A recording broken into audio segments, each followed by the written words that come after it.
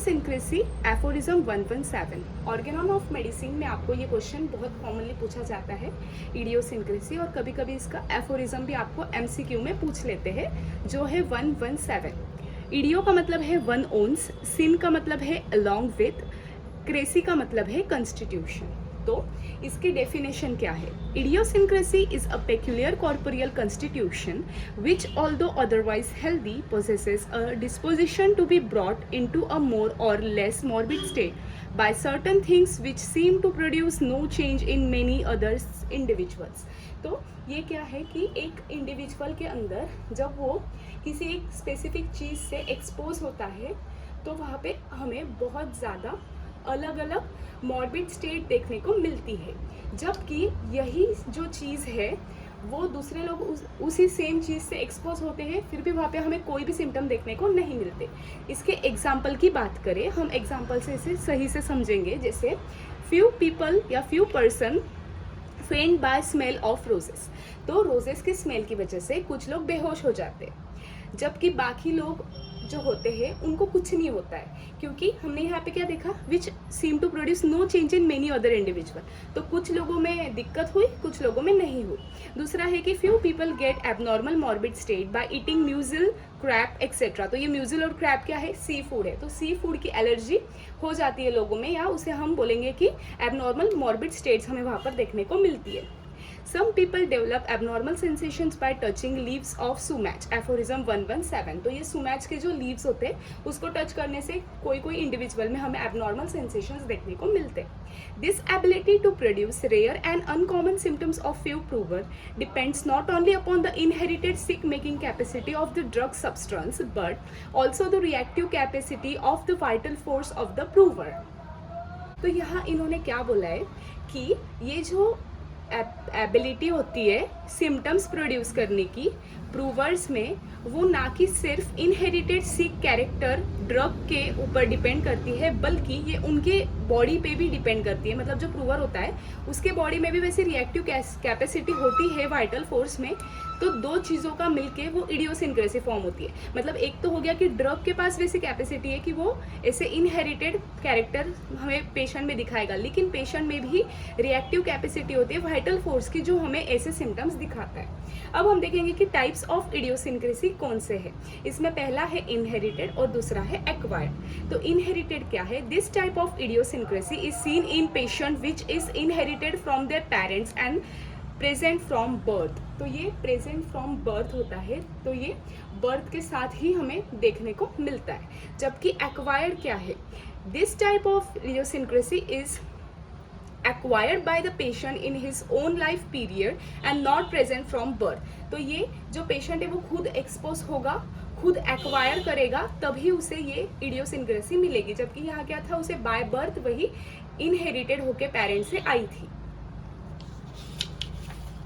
Both the inherited and the acquired idiosyncrasy may be because of various causes। तो ये कौन से various causes है ये हम देखते हैं। Any history of abuse of drugs by the patient or suppression of mental or physical morbid conditions may play a major role in development of idiosyncratic personalities। तो क्या बोला हमने यहाँ पे कि या तो पेशेंट में कोई उसने एब्यूज़ किया है ड्रग्स का, हिस्ट्री हो सकती है, या फिर सप्रेशन हुआ है उसके मेंटल फिजिकल मॉर्बिड कंडीशंस का, जिसकी वजह से ये इडियोसिंक्रेटिक पर्सनालिटीज़ हमें देखने को मिलती है। नेक्स्ट क्या है? Idiosyncrasy can be traced out by enquiring the patients past history. तो हमें यहाँ पे पेशेंट की पास्ट हिस्ट्री लेना बहुत ज़रूरी है। एनी इंसिडेंस ऑफ पॉइजनिंग और एब्यूज़ ऑफ सम ड्रग्स। तो वहाँ पे पॉइजनिंग का इंसिडेंस हुआ है, पहले कोई भी पॉइजनिंग हुई थी, या फिर उन्होंने कोई एब्यूज़ किया है कोई ड्रग्स का, तो हमें वो देखने को मिल सकता है। Modern understanding also makes it clear that when a person is poison by one drug substance he will remain hyper sensitive to the same substance in later period of life या later years of his life. तो यहाँ पे modern जो understanding है वो भी यही कहती है कि अगर एक पेशेंट को किसी एक चीज़ की पॉइजनिंग हुई थी तो वो हमेशा के लिए अपने लाइफ लॉन्ग के लिए हाइपर सेंसिटिव हो जाता है उसी सेम सब्सटेंस को। Development of idiosyncratic personality occurs due to maltreated और सप्रेस्ड एक्यूट डिसीजेस। तो एक ये भी रीज़न है कि या तो इडियोसिंक्रेसी हुई है क्योंकि वहाँ पे जो डिसीज थी, एक्यूट डिसीज, वो या तो सप्रेस हुई थी या माल ट्रीटेड हुई थी. But when treated homeopathically cases will never develop into such abnormal conditions. लेकिन अगर हम उसे होम्योपैथिकली पहले ट्रीट किया था तो वो कभी भी आगे चल के इडियोसिंक्रेसी या ऐसी एबनॉर्मल कंडीशंस में हमें नहीं देखने को मिलता है. Importance of idiosyncrasy in therapeutics, तो ये फुटनोट 2117 के फुटनोट एफोरिज्म में दिया गया है.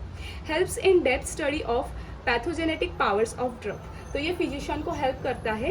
इडियोसिंक्रेटिक जो पेशेंट होते हैं या इडियोसिंक्रेटिक जो केसेस होती है वो हमें या फिजिशियंस को हेल्प करता है पैथोजेनेटिक पावर समझने के लिए, उसकी डीप स्टडी करने के लिए. इसी के साथ even rare symptoms which are not usually produced in regular provers can be noted in idiosyncratic persons.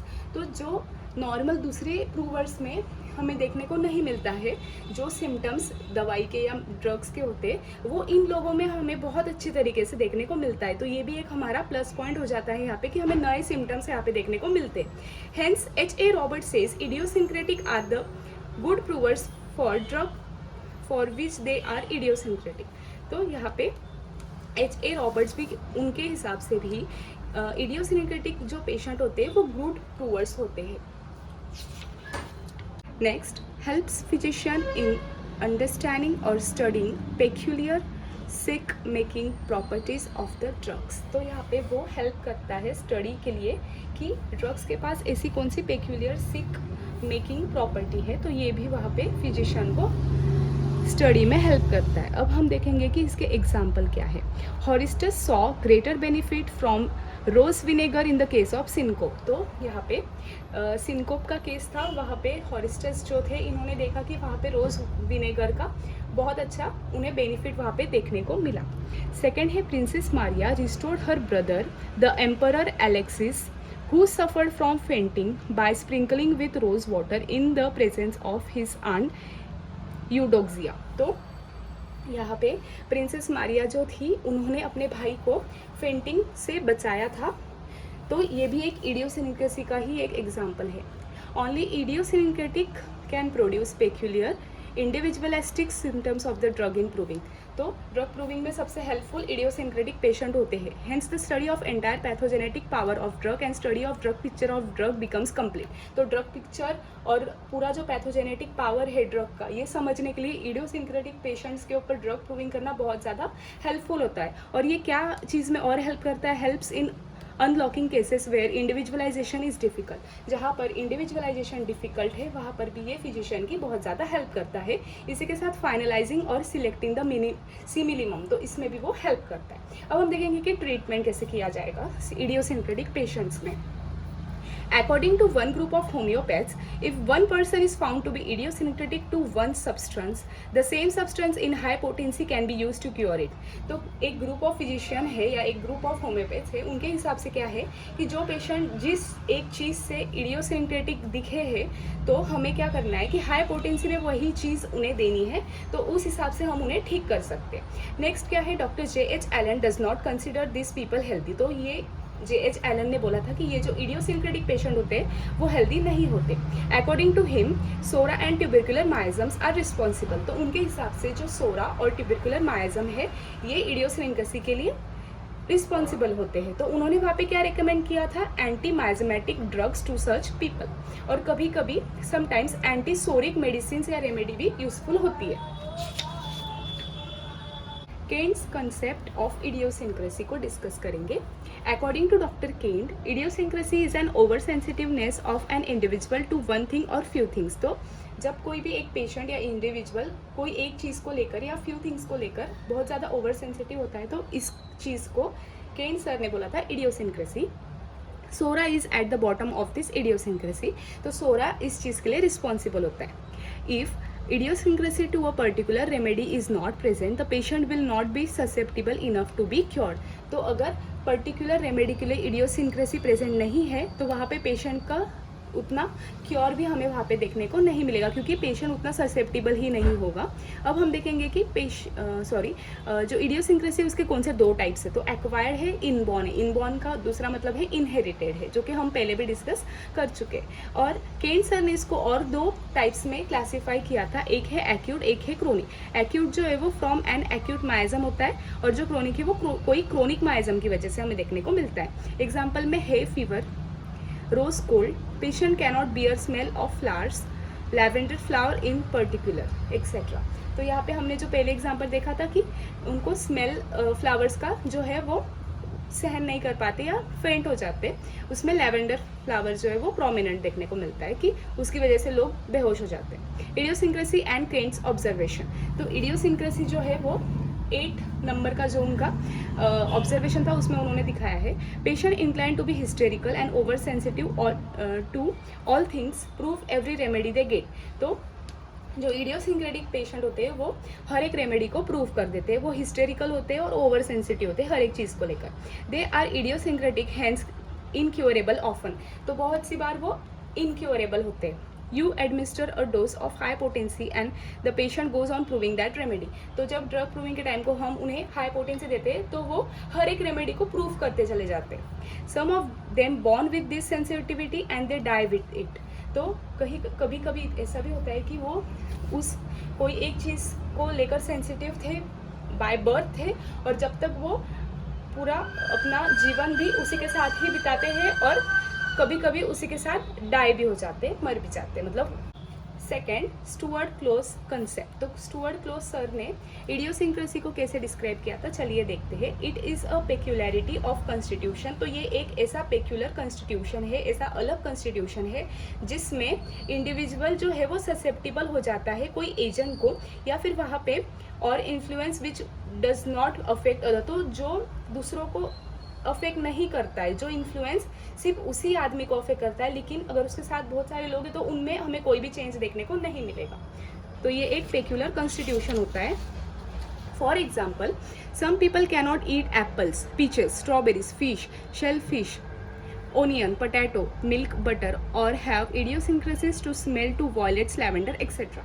तो कोई पीपल में क्या होता है, लोगों में क्या होता है कि वो एप्पल, किसी को एप्पल से दिक्कत होती है, किसी को पीचेस से, स्ट्रॉबेरी, फिश, तो इन सारी चीज़ों की वजह से उनमें हमें इडियोसिंक्रेसी देखने को मिलती है। तो ये केस डिफ़िकल्ट होती है क्योर करने के लिए, और ये अलग होती है हिस्टेरिया से। हमें ये भी याद रखना है कि ये अलग होता है हिस्टेरिया से, और यहाँ पे हम उसे उस पेशेंट का जनरल पेक्यूलर सिम्टम भी बोल सकते हैं। जैसे एग्जाम्पल में है एग्रावेशन फ्रॉम अनियन। तो they can be viewed as modality or even rank as general expressing peculiarity of patient. Example, aggravation from onion। तो aggravation from onion, तो इस तरह हम उसे एक जनरल एक्सप्रेसिंग पेक्यूलरिटी भी ले सकते। अब इसमें 2 आते हैं, एक इनहेरिटेड है और एक एक्वायर्ड है, जो कि हम पहले भी पढ़ चुके हैं। Drug idiosyncrasies both inherited and acquired appear due to previous abuse of drug sometimes. तो कभी कभी बहुत ज़्यादा ड्रग खाने की वजह से भी, ड्रग की वजह से इडियोसिंक्रेसी हमें देखने को मिलती है। मेनी पीपल या many persons who have been poisoned by a drug later becomes hypersensitive towards that drug even in minute quantities। Example, रस पॉइजनिंग। तो ये एक एग्जाम्पल है कि जहाँ पे उनको पहले रस की पॉइजनिंग हुई थी, फिर वो हमेशा के लिए उसके लिए हाइपर सेंसिटिव होने लगे। इवन हम उसे ड्रग फॉर्म में भी माइन्यूट डोज में देते तो भी वो बहुत ज़्यादा वहाँ पे हमें एक्सैगरेटेड फॉर्म में सिम्टम्स या हाइपर सेंसिटिव देखने को मिलते। Number 3, J.H. Adams's concept। There may be either a physical, mental or morbid idiosyncrasy and it may enter into desires, hope, fear, cravings, longing, mood and manners of life or in any expression of life। तो कभी कभी क्या होता है कि idiosyncrasy जो है वो हमारे या तो डिज़ायर बन जाती, होप, फियर, क्रेविंग, लॉन्गिंग, तो इन सारी चीज़ों में वो हमें एक्सप्रेस होते हुए लाइफ में दिखती है। इसी के साथ it may show itself as causation, over sensitiveness to smell of flowers. इसी के साथ परफ्यूम्स, गैसेस, लाइट को किसी किसी को दिक्कत होती है, नॉइज, कलर, एनिमल और lastly birds. Often these peculiarities may be temporary as in pregnancy, puberty और early childhood। तो कभी कभी क्या होता है कि ये जो peculiarities हमें देखने को मिलती है वो temporarily देखने को मिलती है, temporary होती है, तो ये permanently कभी कभी नहीं भी देखने को मिलती है। जैसे प्रेगनेंसी के भी टाइम पे कुछ सिम्टम्स हमें देखने को मिल सकते हैं, प्यूबर्टी या फिर अर्ली चाइल्डहुड में हमें देखने को मिल सकते हैं। Some people are born with this diseases, जैसे प्रोलॉन्ग फीवर या GI डिसऑर्डर। तो कोई कोई लोगों को बाय बर्थ ये डिसीजेस होती है। Example, urticaria from eating sea food, shell fish और certain vegetable, fruits, strawberries, nausea and vertigo while travelling etcetera. तो ये इसके एग्जाम्पल हो गए। In pregnancy state wishes and peculiar longings for salt, pickles, sweet, starches, acid, indigestible like coal, earth etcetera. तो ये सारी चीज़ें खाने की जो इच्छाएं हैं वो हमें प्रेगनेंसी के दौरान ही देखने को मिलती है। फिर प्रेगनेंसी स्टेज खत्म होने के बाद ये सारी जो इच्छाएं हैं वो बाद में हमें देखने को नहीं भी मिल सकती सेम पेशेंट में। दे लॉन्ग फॉर ट्रैवल, तो उनको बहुत ट्रैवल करने की इच्छा होती है और अकेले रहने का भी मन करता है। Their likes dislikes seem to be magnified और looming up to latent miasm. तो लैटेन माइज्म जो था वो अभी थोड़ा ऊपर आया है, जिसकी वजह से ये सारी हमें सिम्टम्स देखने को मिलती है। Idiosyncrasy, allergy not associated with pathological changes, associated with pathological changes। इसमें क्या है कि हम इसे क्योर नहीं कर सकते, बस मॉडिफाई कर सकते हैं और इसको एलर्जी को हम क्योर कर सकते हैं। ये टाइम के साथ नहीं बढ़ता है, ये टाइम के साथ बढ़ता है। लैब टेस्ट से हम इसे नहीं डिटेक्ट कर सकते, इसको हम डिटेक्ट कर सकते हैं। और इडियोसिंक्रेसी जो है उसके आफ्टर इफेक्ट्स नहीं होते, एलर्जी में आफ्टर इफेक्ट्स देखने को मिलते हैं। और हाइपर सेंसिटिविटी क्या थी कि जब भी हमारी नॉर्मल जो बॉडी की बेसिक और यूनिवर्सल प्रॉपर्टी होती है वहाँ पे एक्सेस देखने को मिलता है, तो वहाँ पे हाइपर सेंसिटिविटी देखने को मिलेंगी, जो कि इडियोसिंक्रेसी से बहुत अलग है। और इडियोसिंक्रेसी और एलर्जी का यहाँ पे हमने डिफरेंस देखा। Thank you.